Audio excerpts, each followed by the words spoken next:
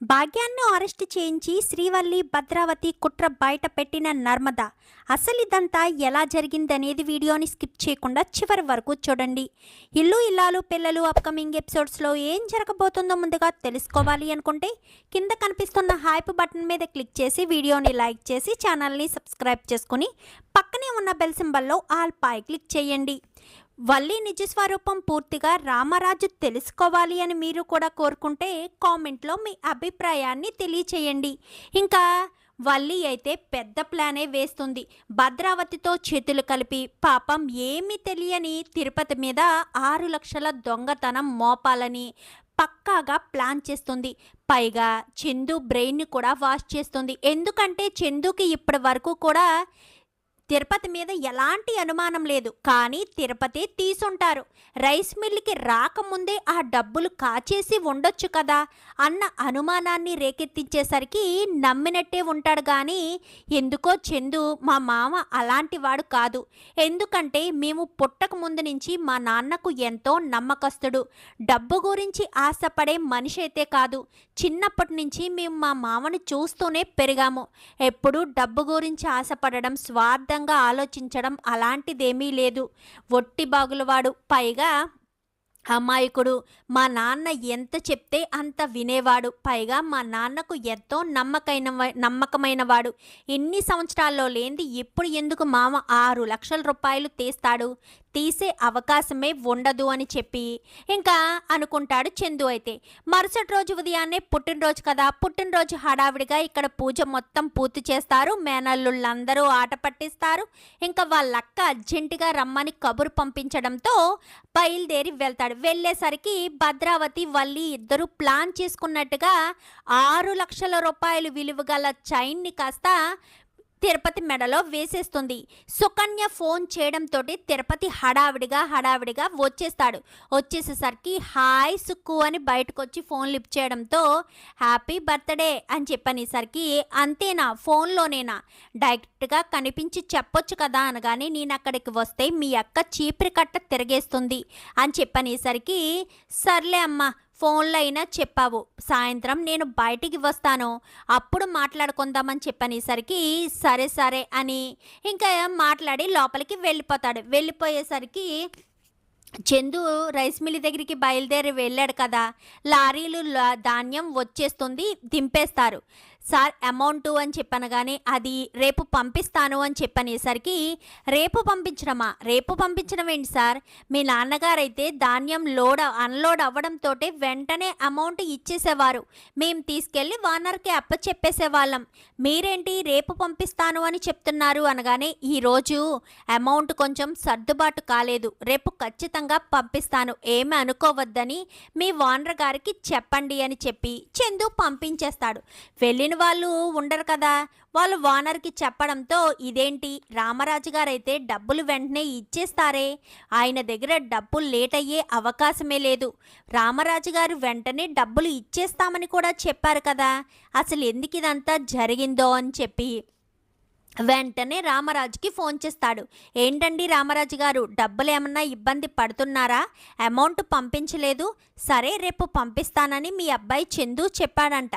సరే రేపు పంపించండి, రేపైతే అకౌంట్లో వేసేసేయండి అని చెప్పనేసరికి ఏంటండి మీరు బియ్యం అన్లోడ్ చేసిన తర్వాత అమౌంట్ ఇవ్వలేదా అనగానే లేదండి, ఇస్తే ఎందుకు అడుగుతాను అనేసరికి సరేనండి రేపు పంపిస్తాను అని చెప్పాడు కదా, రేపు మీ అకౌంట్లోనే డబ్బులు వేపిస్తాను అని చెప్పి రామరాజు వెంటనే చందుకి ఫోన్ చేస్తాడు.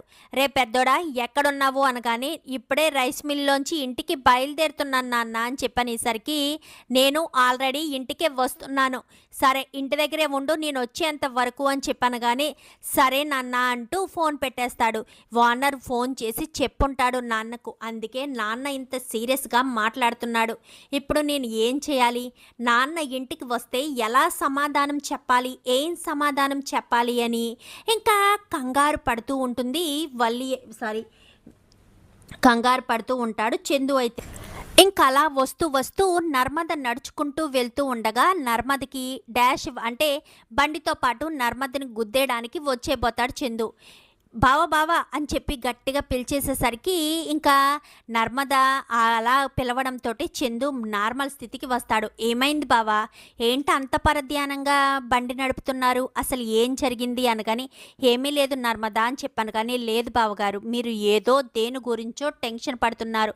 పొద్దుటి నుంచి నేను గమనిస్తూనే ఉన్నాను. మళ్ళీ ఏదైనా సమస్య, వల్లి అక్కకు మీకు ఏదైనా సమస్య చెప్పండి బావా, ఏదైనా సరే మీకు చెప్తున్నాం కదా మీరు మాకు చెప్పడానికి నామోషిగా ఫీల్ అవుతున్నారా అని చెప్పాను. కానీ అదేమీ లేదు నర్మదా, ఇలా రైస్ మిల్లులో 6 లక్షల రూపాయలు తేడా వచ్చింది. అది ఎక్కడ మిస్ అయిందో ఏంటో అర్థం కావట్లేదు.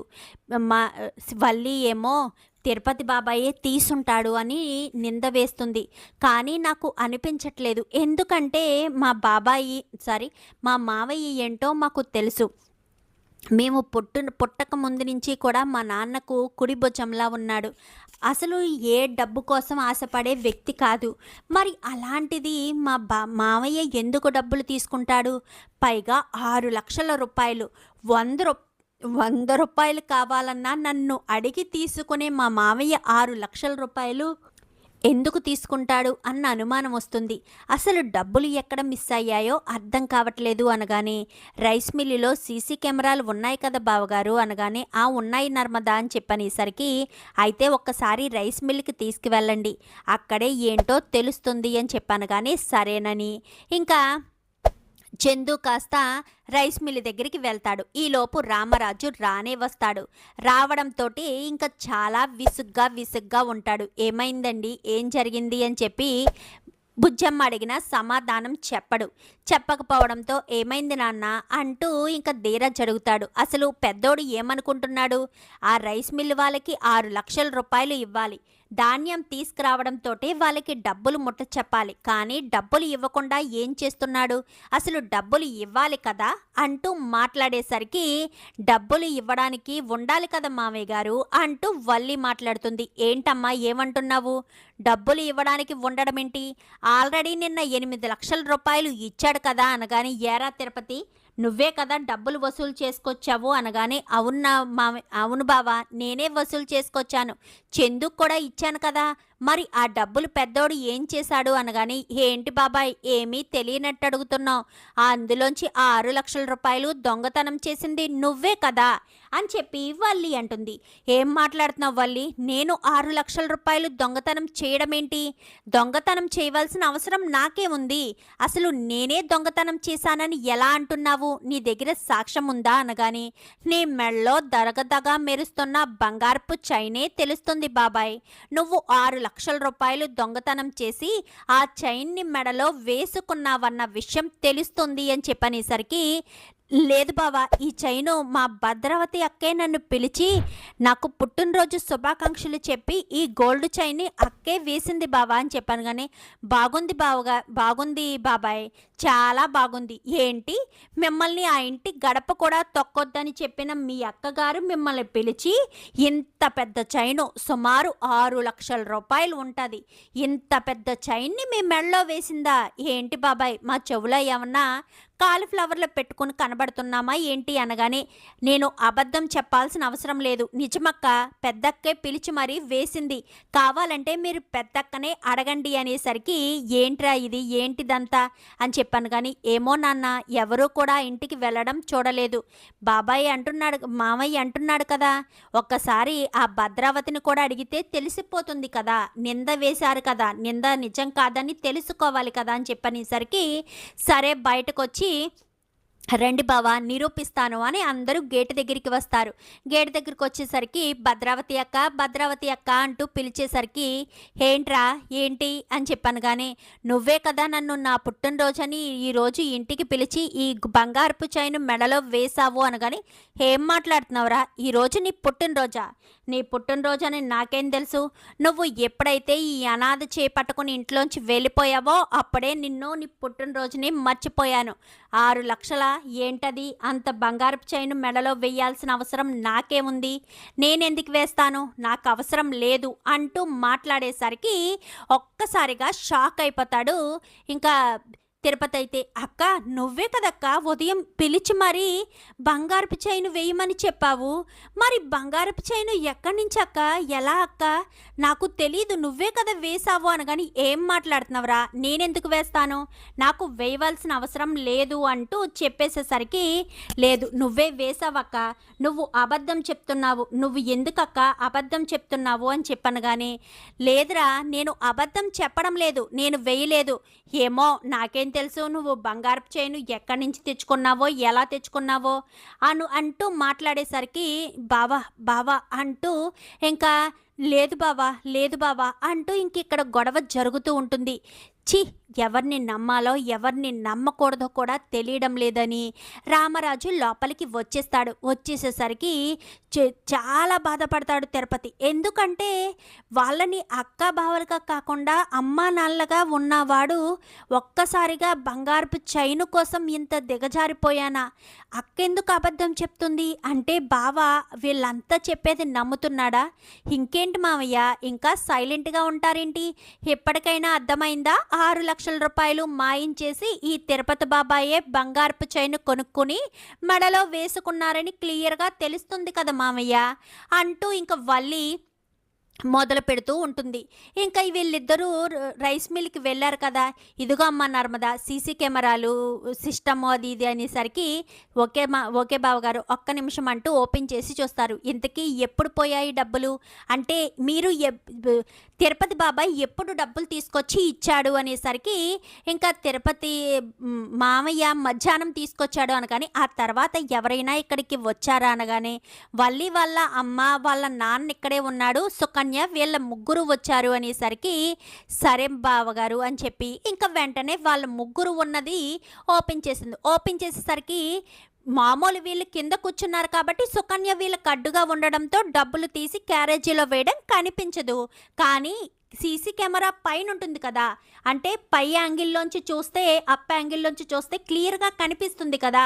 కనిపించేసరికి, బావగారు ఒక్కసారి ఇది చూడండి, మీరు ఇక్కడ కూర్చుని భోజనాలు చేస్తున్నారు, సుకన్య మీకు కనిపించకుండా అడ్డుగా నిలబడింది కదా అనగానే, అవును అని చెప్పనేసరికి, చూసారా వెనకాల సుకన్య నిలబడిన వెనకాల వీళ్ళు డబ్బు ఎలా క్యారేజీలో సర్దుతున్నారో అని చెప్పనేసరికి, అవును నర్మదా నిజమే, నేను సీసీ కెమెరా చెక్ చేయాలి అన్న ఆలోచన కూడా రాలేదు, ఆ డబ్బు ఎలా మిస్ అయింది అని ఆలోచించానే తప్ప సీసీ కెమెరా చెక్ చేసుంటే సరిపోయేది. అసలే నిన్నటి నుంచి నేను తల బాదుకుంటున్నాను, డబ్బు ఏమైపోయింది అనగానే, అయితే నాకు ఇప్పుడు ఒకటి అనిపిస్తుంది బావగారు, వీళ్ళు డబ్బులు తీసిన సంగతి వల్లి అక్కకి తెలుసు కాబట్టే వల్లి అక్క వాళ్ళ అమ్మ వాళ్ళ మీదకు ఎలాంటి అనుమానం రాకుండా తిరుపతి బాబాయ్ మీద నింద వేయడం కోసమే మీ బుర్రలోకి తిరుపతి బాబాయే ఇదంతా చేసుంటాడై అనే ఆలోచన వచ్చేటట్టు చేశారు అనేసరికి, ఇంకా ఈ ఇంటి దగ్గర నుంచి ఫోన్ వస్తుంది. ధీరజ్ అయితే నర్మదికి ఫోన్ చేస్తాడు. జరిగిన విషయం అంతా చెప్పేసరికి, ఏంటి ధీరజ్ ఏం మాట్లాడుతున్నావు, తిరుపతి బాబాయ్ మీద నింద పట్టడం ఏంటి అనగానే, ఇలాంటి సంగతి అనగానే, లేదు నేను పక్కా ప్రూఫ్లతో సహా వస్తాను, ఒక్క నిమిషం అంటూ ఫోన్ పెట్టేసి తన ఫ్రెండ్ ఉంటే తన ఫ్రెండ్కి ఆ వీడియో పంపించి అర్జెంటుగా ఆవిడ్ని అరెస్ట్ చేసి మా ఇంటి దగ్గరికి తీసుకురా అని చెప్పనేసరికి, సరే అని తన ఫ్రెండ్ కదా సరాసరి అక్కడికి వెళ్తాడు. ఎక్కడికి, భాగ్యం వాళ్ళ ఇంటికి వెళ్తాడు. భాగ్యం వాళ్ళ ఇంటికి వెళ్ళేసరికి భాగ్యం వాళ్ళు ఇంట్లో ఉంటారు. ఎవరు లోపల అని చెప్పాను కానీ, ఇన్స్పెక్టర్ గారు వచ్చారేంటి, మీరెందుకు సార్ ఇక్కడికి వచ్చారా అనగానే, నిన్ను అరెస్ట్ చేయడానికి అనేసరికి, నేనేం తప్పు చేశాను సార్, నన్ను అరెస్ట్ చేయడం ఏంటి అనగానే, దొంగతనం చేశావు, రామరాజు గారి రైస్ మిల్లులో 6 లక్షల రూపాయలు దొంగతనం చేశావు అనేసరికి, నేనేం చేయలేదు అనగాని, నా దగ్గర సాక్ష్యం ఉంది అంటూ వీడియోని చూపిస్తాడు. వీడియోని చూపించేసరికి ఒక్కసారిగా భాగ్యం ఆనందరావు ఇద్దరు కూడా షాక్ అయిపోతారు. షాక్ అయిపోవడంతో ఆ వీడియోని ఆ భాగ్యాన్ని అరెస్ట్ చేసి సరాసరి రామరాజు ఇంటికి తీసుకొస్తాడు. తీసుకొచ్చేసరికి ఈలోపు నర్మదా ఇటు చందు ఇద్దరు కూడా వస్తారు. ఏడుస్తూ ఉంటాడు తిరుపతి అయితే. నేను ఏ తప్పు చేయలేదు అని బాధపడుతూ ఉంటాడు. బాబాయ్ మీరెందుకు ఏడుస్తారు, దొంగ దొరికేసింది కదా అని చెప్పనేసరికి, దొంగేంటి నర్మద ఏమైంది అనగానే, ఒక్కసారి ఈ వీడియో చూడండి మావయ్య, దొంగ ఎవరో ఎవరి మీద నింద మోపుతున్నారో నేను నిరూపిస్తాను అని చెప్పనగానే ఇంకా ఆ వీడియో మొత్తం చూపించేసరికి ఒక్కసారిగా రామరాజు షాక్ అయిపోతాడు. రైస్ మిల్లో డబ్బులు 6 లక్షల రూపాయలు పోయాయి.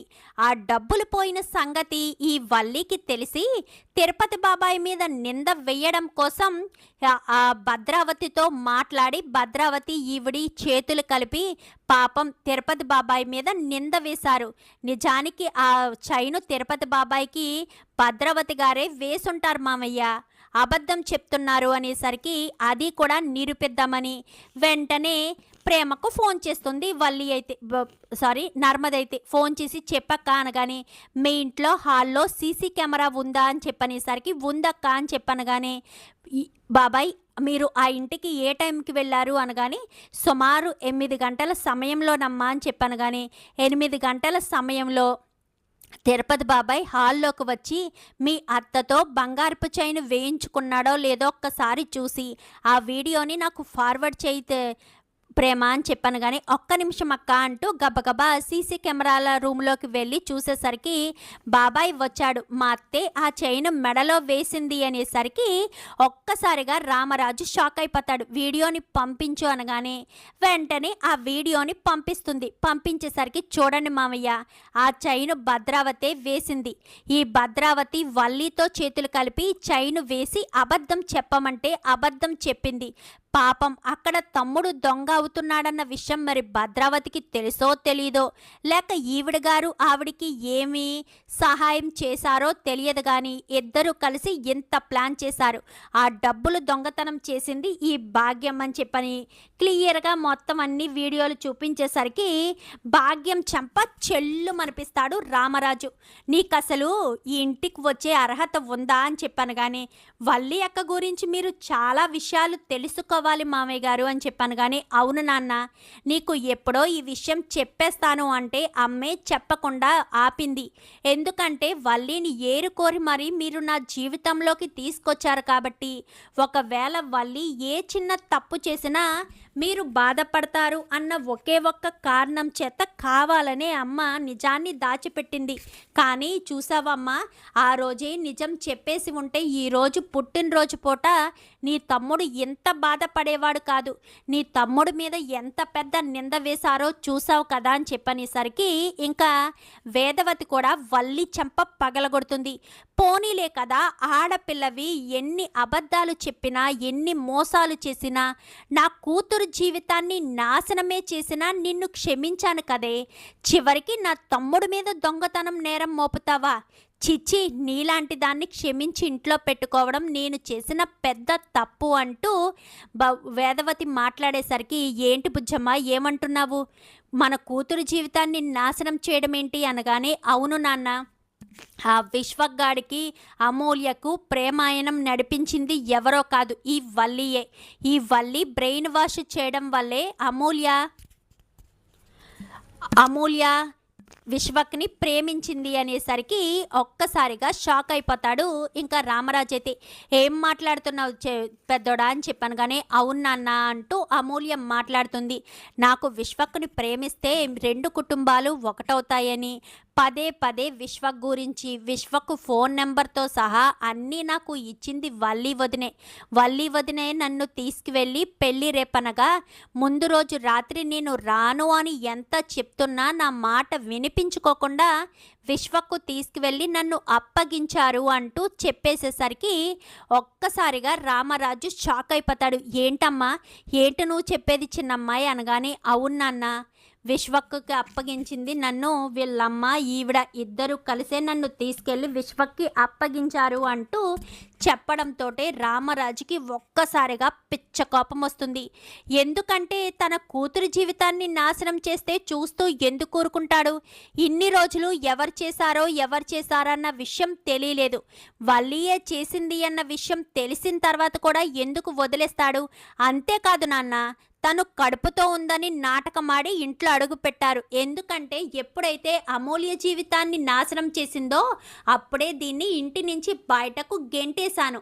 అమూల్య జీవితాన్ని నాశనం చేసిందని తెలిసి కడుపుతో ఉన్నాను అని అబద్ధం చెప్పి మోసం చేసి మన ఇంట్లో అడుగు పెట్టింది నాన్న, ఇది మళ్ళీను అని చెప్పనేసరికి, అంటే తను నిజంగా కడుపుతో లేదా అనగానే, లేదు నాన్న కడుపుతో ఉన్నానని నాటకమాడి అబద్ధాలు చెప్పి మోసాలు చేసి మన ఇంట్లో అడుగు పెట్టింది నాన్న అంటూ చందు కాస్త మొత్తం నిజాలు చెప్పడంతో వల్లి చెంప వాయగొట్టి ఇంట్లోంచి బయటకు గెంటేస్తాడు.